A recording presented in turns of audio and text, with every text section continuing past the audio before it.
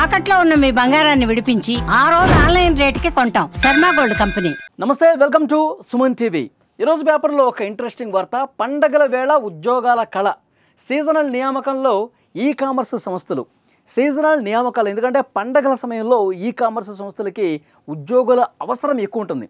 ఎందుకంటే ఆ సమయంలో ఫ్లిప్కార్ట్ నుంచి కావచ్చు, అమెజాన్ నుంచి కావచ్చు, ఇంకా ఈ కామర్స్ సంస్థలు ఏవైతే ఉన్నాయో వాటికి పెద్ద మొత్తంలో ఉద్యోగులు కావాలి. ఎందుకంటే చాలామంది ఆన్లైన్లో బుక్ చేసుకుంటూ ఉంటారు అనేక వస్తువులు. సో వాటిని డెలివరీ చేయాలి, వాటిని షిప్పింగ్ చేయాలి, దాన్ని డెలివరీ చేయాలి. చాలామంది తాత్కాలిక ఉద్యోగులు అవసరం పడతారు. లక్షలాదిగా దేశం మొత్తం మీద కొన్ని లక్షల మంది ఉద్యోగులు అవసరం ఏర్పడుతుందన్నమాట. సో ఆ ఉద్యోగుల కోసం వెతుకులాట ఇప్పటికే ప్రారంభమైంది.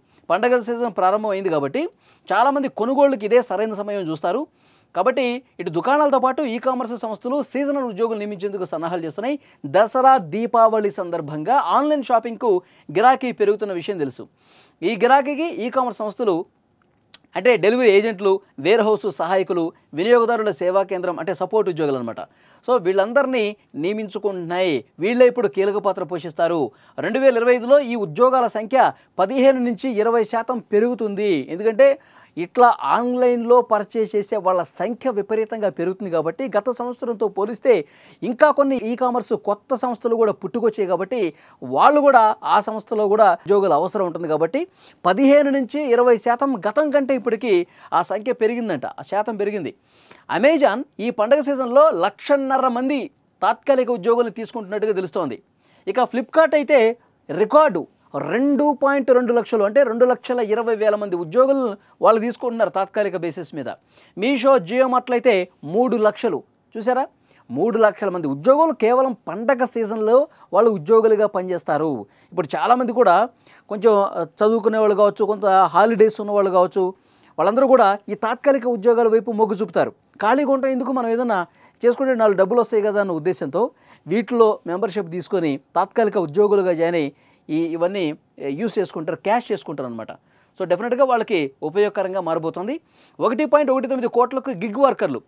క్విక్ కామర్స్ విభాగంలో కూడా ప్రస్తుత డెలివరీ ఏజెంట్లకు గిరాకీ ఏర్పడింది. జెప్టో కావచ్చు, బ్లింకిట్ వంటి కంపెనీలు కూడా ఆర్డర్ల సంఖ్య అనుగుణంగా సిబ్బందిని పెంచుకునేందుకు ప్రయత్నం చేస్తున్నాయి. ఇవి కూడా 2025లో ఈ సంఖ్య 1.19 కోట్లకు చేరుకోబోతుందంట. గత ఏడాదితో పోలిస్తే 19.1% పెరిగింది. ఇక చిన్న నగరాలు, పట్టణగరాల్లో కూడా సో వీళ్ళకి గిరాకీ ఫుల్ ఉందన్నమాట. కేవలం మెట్రో సిటీసే కాదు, ఇటు బెంగళూరు, ముంబై, హైదరాబాదు, చెన్నై మెట్రో సిటీసే కాదు, ఈ కామర్స్ అనేది ద్వితీయ శ్రేణి పట్టణాలకు కూడా చేరుకుంది. కాబట్టి అక్కడ కూడా వాళ్ళకు కూడా వేలాదిగా ఏజెంట్లు కావాలి. సో డెఫినెట్గా ఇదొక గొప్ప పరిణామంగా కనిపిస్తూ ఉంది. అంటే వాళ్ళు సేల్స్ని పెంచుకుంటారు, అట్ ద సేమ్ టైం తాత్కాలికంగా ఉద్యోగులకు కూడా వాళ్ళు కూడా లాభం పొందే అవకాశం ఉంది అని చెప్పి ఈ సంస్థలు చెప్తున్నాయి. సిబ్బంది కోసం ఆశ్రయ్ అనేటువంటి ఒకటి ఏర్పాటు చేస్తున్నారు కేంద్రాలు. కొత్తగా ఆశ్రయ్ కేంద్రాలు ప్రారంభిస్తుంది. డెలివరీ ఏజెంట్లు పనిచేసే సంస్థతో నిమిత్తం లేకుండా ఎవరైనా వీటిని ఉపయోగించుకోవచ్చు. ఇందులో భాగంగా వారి కోసం పలు సౌకర్యాలు ఉంటాయి. హిందుస్థాన్ పెట్రోలియం కార్పొరేషన్ ఉంది కదండి, పెట్రోల్ బంక్స్ ఉంటాయి కదా, వాటి భాగస్వామ్యంతో ఈ సిబ్బంది కోసమే హిందుస్థాన్ పెట్రోలియం ఆ పెట్రోల్ బంకులకి అనుబంధంగా ఆశ్రయ్ పేరుతో కొన్ని రూమ్స్ కూడా కేటాయిస్తున్నారన్నమాట. ఎందుకంటే డెలివరీ ఏజెంట్లు ఎండలో పడి తిరుగుతూ ఉంటారు, ఎండనక వారనక వాళ్ళు కష్టపడుతూ ఉంటారు, కస్టమర్స్ కోసం పనిచేస్తూ ఉంటారు.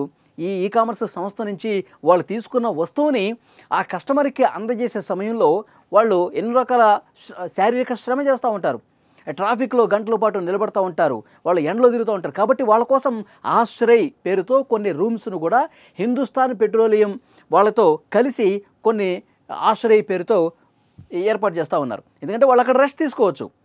అందులో చాలా సౌకర్యాలు ఉంటాయి, వాళ్ళు రెస్ట్ తీసుకోవచ్చు.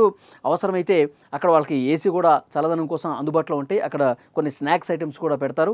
సో డెఫినెట్గా వాళ్ళకు ఉపయోగకరంగా ఉంటాయి ఈ ఆశ్రయ్. దానికి ఆశ్రయం పొందడం అనమాట, అందుకే ఆశ్రయం పెట్టారు. ఈ ఆశ్రయ సెంటర్స్ అనేది ఆ ఏజెంట్లకు తాత్కాలిక ఉద్యోగుల కోసమే వాళ్ళు తీసుకొస్తున్నారు. ఇది కూడా ఒక మంచి పరిణామం. ప్రస్తుతం 13 నగరాల్లో 65 కేంద్రాలు ఉన్నాయంట. సో ఈ ఏడాది చివరికి వాటిని 100 కూడా చేసే అవకాశం కనిపిస్తుంది.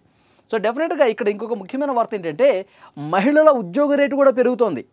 ఈ విధంగా వీటిలో పనిచేసే వాళ్ళలో మహిళల సంఖ్య కూడా పెరుగుతోందని చెప్పి అర్థమవుతుంది. గతంలో మహిళలు వేరే రంగంలోకి వెళ్ళాలంటే ఈ విధంగా ఏజెంట్లుగా పనిచేయాలంటే కొంత భయపడే పరిస్థితి ఉంది. కానీ మహిళలు పురుషులు అన్న తేడా లేదు. ఇంకా మహిళల సంఖ్య పెరుగుతున్నందుకు సంతోషం వ్యక్తం చేస్తున్నారు ఏజెంట్లు కూడా. సో డెఫినెట్గా ఇది ఒక గొప్ప విషయంగా చెప్పాలి.